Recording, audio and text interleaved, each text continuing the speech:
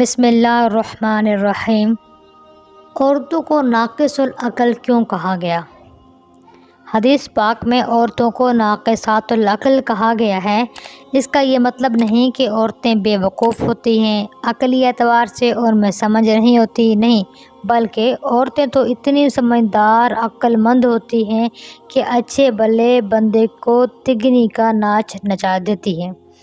عام طور سے ہم نے دیکھا ہے کہ امتحانات کے رزلٹ میں لڑکوں کی بنسبت لڑکیوں کے نمبر زیادہ ہوتے ہیں، تو سوال یہ ہے کہ پھر ان کو ناقص العقل کیوں کہا گیا؟ اس راز کو سمجھنے کی ضرورت ہے۔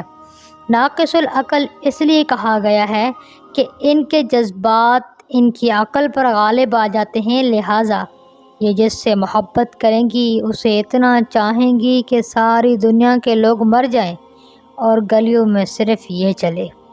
اگر ذرا سی بات پر کسی سے نفرت کریں گی تو جی چاہے گا کہ ابھی زمین کھل جائے اور یہ زمین کے نیچے چلا جائے، یہ زمین پر زندہ کیوں ہے؟ یہ شدت ان کی عقل کو ناقص کر دیتی ہے، اسی لیے یہ اچھے فیصلے بھی نہیں کرتی۔ ہم نے کئی مرتبہ دیکھا ہے کہ اچھے خاندان کی پڑھی لکھی لڑکی ہوتی ہے، کسی بدکار قسم کے لڑکے کے ساتھ تعلق جوڑ لیتی ہے۔ وہ لڑکا نہ تو کسی اچھے خاندان کا ہوتا ہے، نہ کوئی کام کرتا ہے، نہ اس کی کوئی تعلیم ہے، نہ کوئی اس کی اچھی خاصی شخصیت ہے، دونوں کا جوڑ کوئی نہیں ملتا۔ ماں باپ سمجھا کر تھک جاتے ہیں کہ یہ خیال چھوڑ دو، کہتی ہے نہیں، میں نے اسی سے شادی کرنی ہے۔